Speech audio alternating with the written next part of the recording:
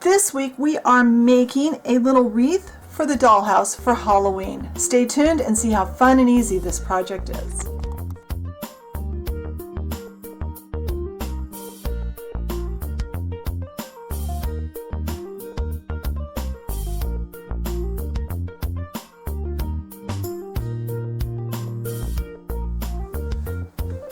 All right, before we start work on the actual wreath, we need to do some prep work. And by that I mean we need to color some beads.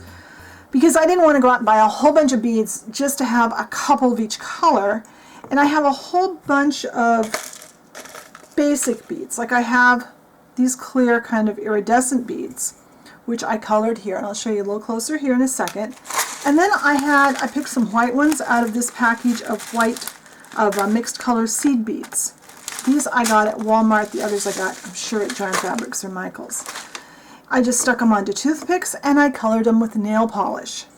So for the orange, I used this nail polish. And this one is called Coral Beet.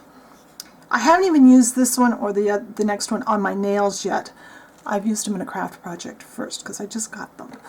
But I made 3 that color, and if you have a bead, like these really cheap beads, the holes tend to be all different sizes. This one, I had a couple that were too big. They kept falling off my toothpicks, so I stuck 2 toothpicks in.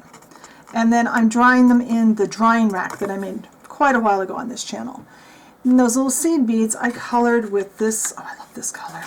Another one I haven't used yet for my fingers, called Lucky Penny. Ah, gorgeous color. I will have the nail polishes listed in the blog post. And then this one, this color is this, and it's called, I think it's called Gold Fringe. It's a metallic fringe polish, and it's in gold, and it's gorgeous. This took a lot more coats than these. Now, pretty simple. You just stick the bead on there and just coat it with nail polish, and then let it dry. And it needs to dry at least 2 or 3 hours, because it seems to stay wet a lot longer on this than it does on your nails. I ruined a couple of beads yesterday trying to rush the process. So now let's put these to the side, hopefully where I can find them later, and let's start making the wreath. So for a base, I am using a key ring, and this key ring happens to be 1 inch in diameter. You get this wherever you get jewelry supplies. And first coat on it is going to be, because we want it to not be silvery. We want it to be black. It's for Halloween, and I can't get it. And I've been fighting with this packaging. So we need 2 just regular chenille stems, and these are like 99 cents for a huge package of 25 of them at Giant Fabrics. And you've seen me do this before. We are going to wrap this with this key ring with this, and we're going to make it go pretty tight, and it's going to want to fight us at first. And I'm not going to do this whole thing on camera. I'm going to start it for you, and then I'm going to turn the camera off, and I'm going to go finish wrapping this all the way around. The first one should go about halfway, and then start the second one. When I get this all wrapped with this, I'll come back and we'll go to the next step. All right, now that that's all covered, you see it covers pretty tight. It worked out just about perfect. Now we need 1 of these really fluffy chenille stems. I usually buy these in a package of mixed colors. There's usually 2 or 3 of each color. And I didn't want to use all this because I didn't want to make it that full. The wreath I saw, I don't know if I mentioned this, I was inspired by a wreath. I'll tell more in the blog post, but it was a wreath I saw at Giant Fabrics. And the real sized one was covered in feathers, so it was very fluffy. And I loved it. I thought it was awesome. And I thought, I want to do that for the dollhouse, but I don't, obviously I can't use feathers. But I didn't want to make it too fat and fluffy like you would if you used just this type of chenille stem. And also, these tend to you can see between the edges a little bit because they're so fluffy. This one we're just going to use one, and I may even trim part of it off. I may not need the whole thing because I don't want to overlap it by very much. I think if I have my cutters here, yes, I'm going to cut that off. Don't need quite the whole thing, so now I've got the rest of that to use for something else. Now it's fluffy, but it's not too fat. So now we are going to glue our beads on. And I am going to this time use 527 cement. I did a mock-up of this yesterday with a white glue, and it worked okay, but I wasn't very happy with it. So I thought I would try this. Now I like to use my tweezers. So I'm going to start with the orange beads. And you see they just come right off. Pick it up, and we're going to work in a triangle. I just did 3 of each color. So I'm going to work one color bead at a time. I'm going to go in with that one. Now I'm going to, it would help if I wasn't dribbling glue all over everything.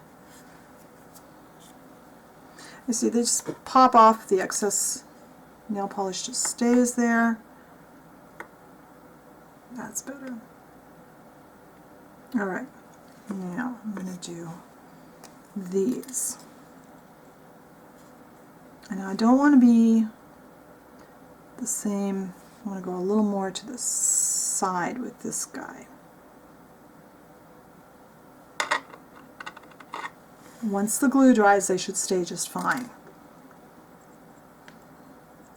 And I'm trying to make sure I'm gripping the bead by the holes so they will not be visible or as visible.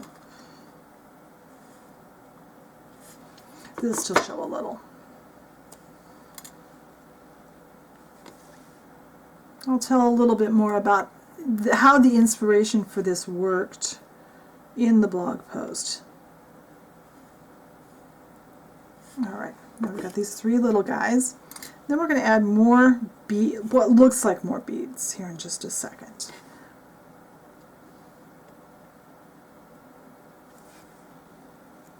The one at the craft store had tons of ornaments on it. It was gorgeous. If you go to your Joann Fabrics, you might see it on display. I'm assuming most of the stores have the same ones.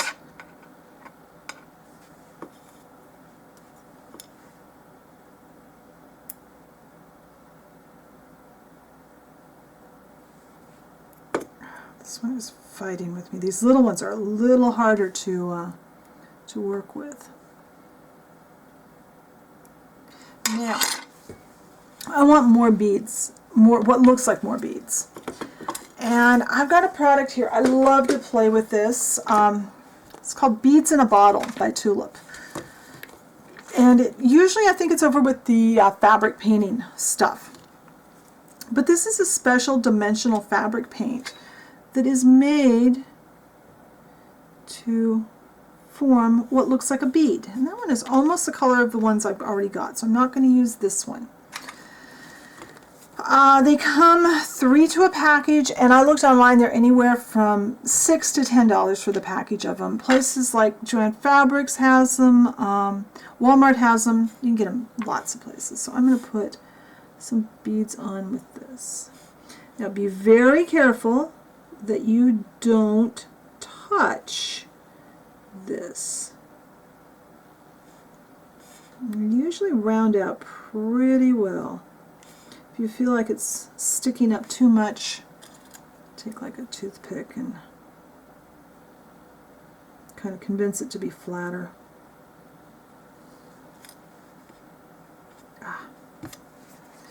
I'm trying not to get my head in the camera. That's probably enough for that color. Now I'm going to put on this. I think I'll just use this one and then this one.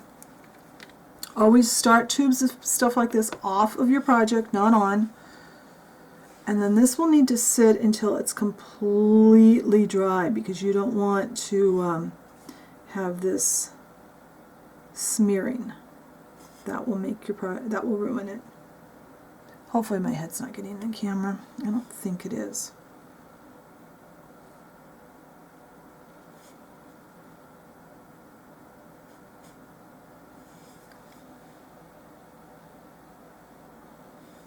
I think that's probably enough. So I'm going to let this dry, and when it's dry, I'll come back and we'll look at the finished wreath. Okay, so here is our finished Halloween wreath. All of the beads in a bottle fabric paint are dry, so it's pretty durable now. It's ready to hang on your dollhouse. In the blog post, I'll talk about different ways to hang this onto a dollhouse, and I'll also tell you the story of how I came up with this project. So be sure and check out the blog post. There'll also be some better photos over there than what YouTube lets me put up on my videos.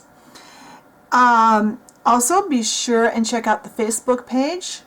We had a lot of fun this week because on Friday I gave a list of some of the things I was using to make the project and let everybody guess what I was making. That was a lot of fun, and as of when I'm filming this, no one has guessed it, but they've come close. And I've gotten some ideas for some future projects. So if you haven't pushed that like button on my Facebook page, be sure and do that. I'd love to have you come and join us. It's a great way to get a hold of me, usually the fastest way. And it's a great way to show me pictures of what you're making. Be sure and check back next week and see what we make. And until then, have fun with your minis.